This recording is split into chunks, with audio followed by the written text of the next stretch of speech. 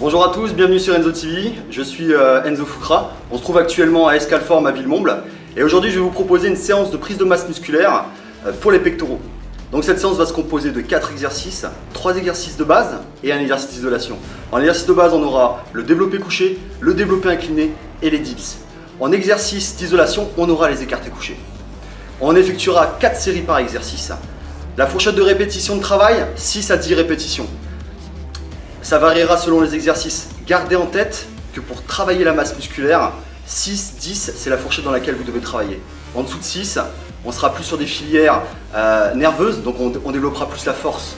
Au-delà de 10, on sera plus en hypertrophie sarcoplasmique, le volume.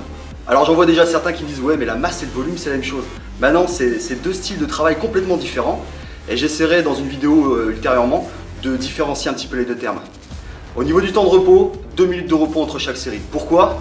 Il nous faut pas mal de temps de repos parce que le principe de l'entraînement, ça va vraiment être d'utiliser le maximum de poids en restant avec une technique irréprochable. Ok ? Vous êtes prêts ? On est parti.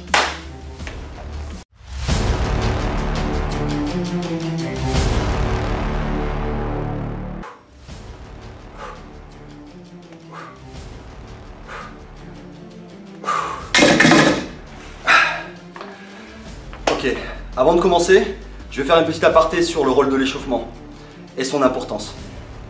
En fait, cette étape, elle est un peu trop boudée, elle est un peu trop zappée par les pratiquants, alors qu'en fait, elle est primordiale pour vraiment réaliser une séance de qualité. Un bon échauffement, ça va vous apporter deux choses. La première des choses, c'est l'assurance de vous prémunir contre d'éventuelles blessures. Avec un bon échauffement, on va chauffer les articulations, les tendons, on va s'assurer d'avoir une bonne élasticité musculaire.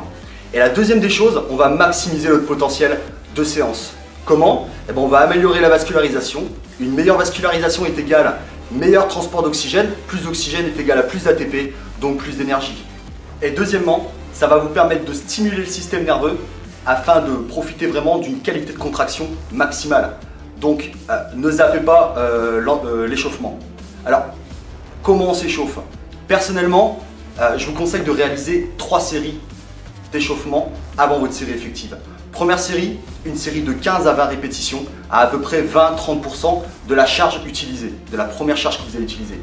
Deuxième série, de 10 à 15 répétitions à peu près 50% de la charge que vous allez utiliser. Et enfin, dernière série, on va plus être sur du 5-8 répétitions à 75% de la charge que vous avez utilisée. Le temps de repos entre chaque série, 1 minute 30, pas plus. N'oubliez pas, ça reste un échauffement, en aucun cas vous devez aller jusqu'à l'échec. Ok ? Allez, on est parti pour le premier exercice.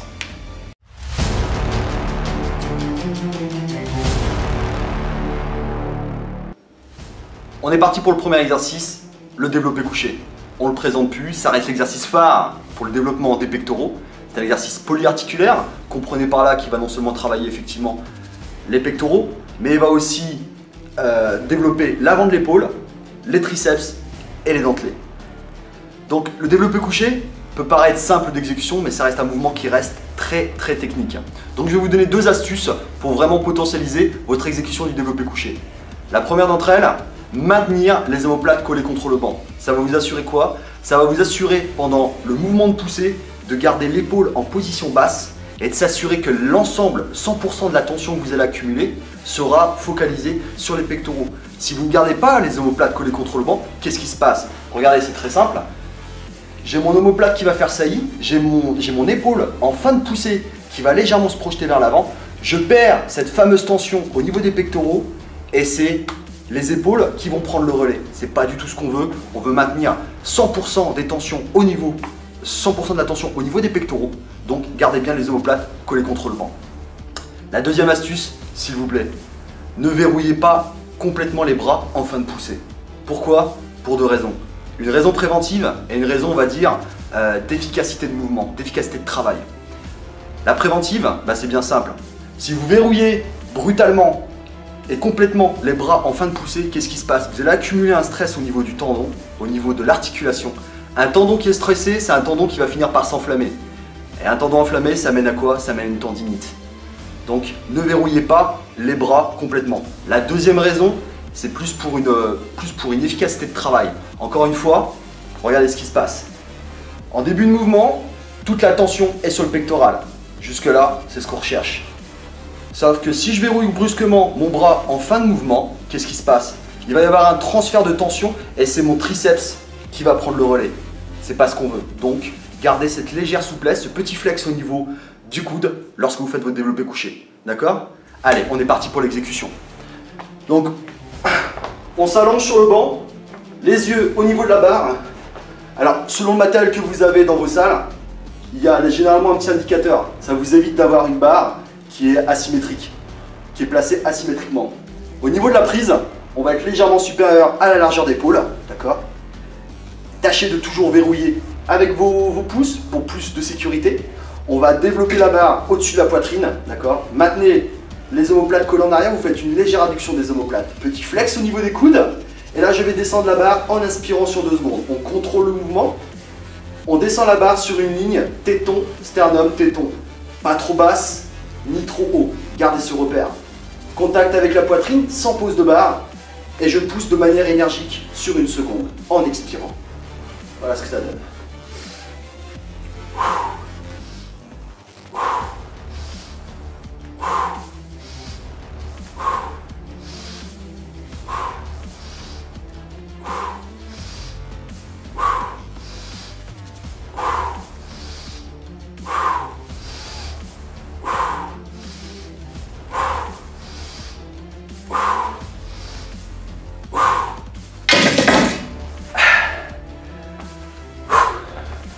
Voilà, c'était le développé couché.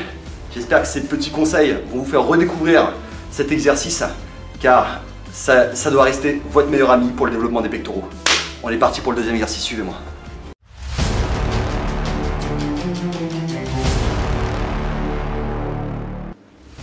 Deuxième exercice, le développé incliné. Cette fois-ci, on va travailler la partie haute, la partie claviculaire des pectoraux.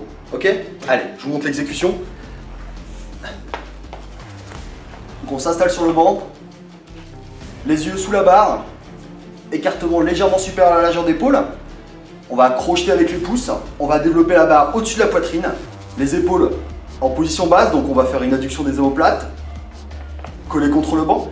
Et là, l'erreur qui est souvent commise, c'est d'en fait descendre la barre trop haut au niveau de la clavicule, voire limite à ras du cou. Là, vous allez stresser l'épaule.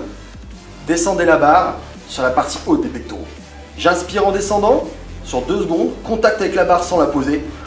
J'expire en gardant quoi? Ce petit flex au niveau des coudes.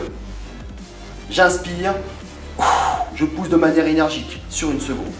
Allez, c'est parti.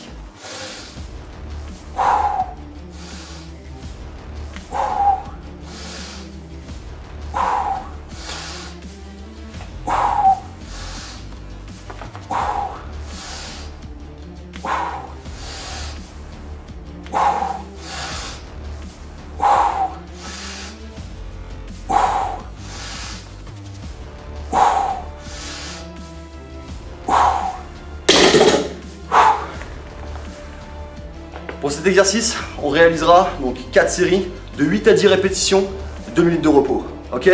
Allez, on est parti pour le troisième.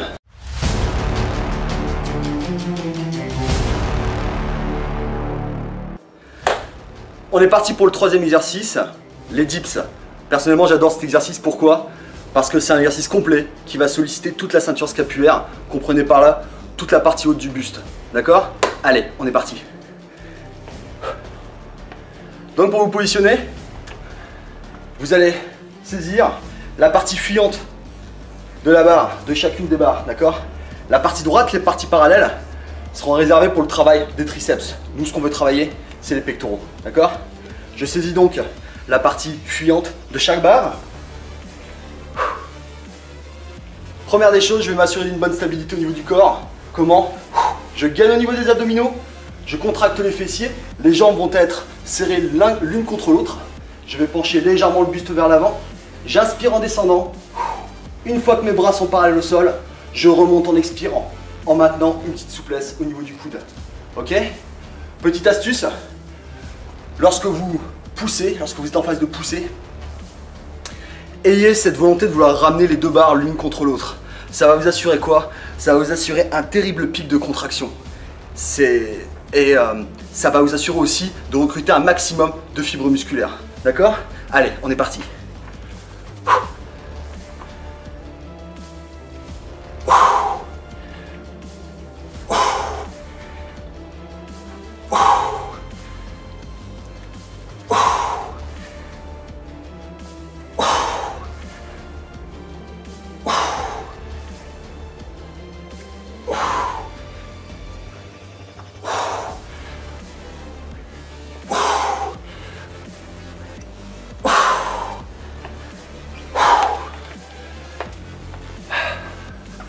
J'adore la sensation que procure cet exercice.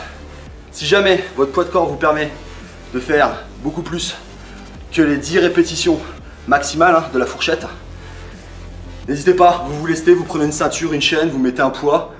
Ou alors pour ceux qui réussissent, vous prenez une haltère, vous la calez entre les pieds. Quoi qu'il en soit, cet exercice, ce sera 4 séries, 8 à 10 répétitions. Allez, on est parti pour le dernier exercice.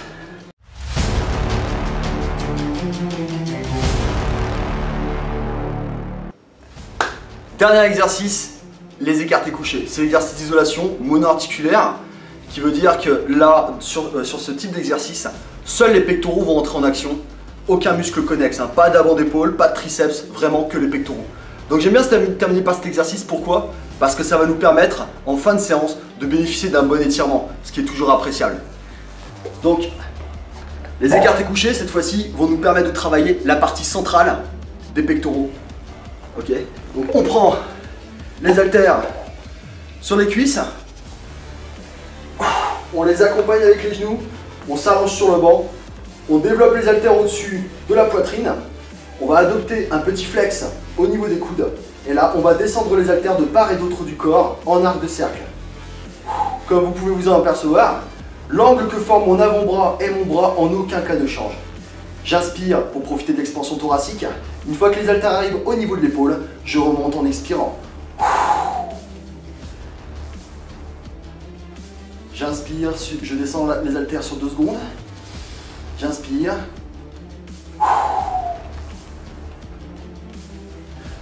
J'inspire. Ne descendez pas trop bas, hein. Si vous sentez qu'il y a beaucoup plus d'étirement sur l'épaule que sur le pectoral, c'est que vous êtes descendu trop bas. On ne descend pas sur la ligne d'épaule, on garde les pectoraux sous tension. Je remonte. En fin de mouvement, ne joignez pas les haltères. Petite astuce, imaginez-vous serrer un arbre qui est trop gros pour vous. Et là, vous contractez. Allez, c'est parti pour notre série.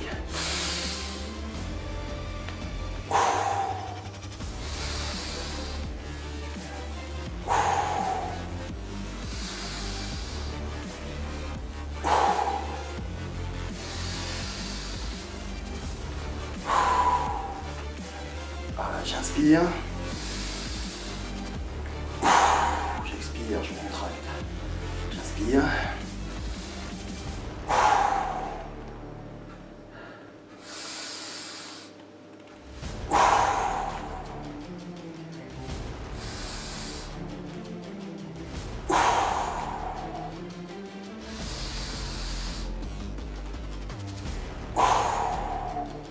Une fois qu'on a terminé notre séance, ramenez les genoux, je pose les haltères sur les genoux et je raccompagne le tout. C'était les écartés couchés. Voilà, cette vidéo est terminée. J'espère que vous avez aimé la séance, j'espère que vous allez la tester. Si c'est le cas, vous n'hésitez pas, vous laissez des commentaires pour partager vos ressentis, vos sensations.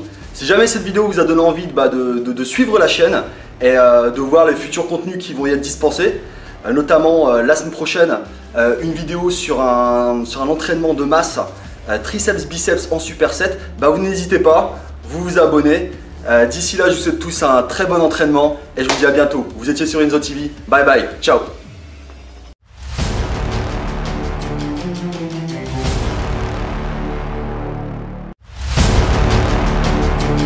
Thank you.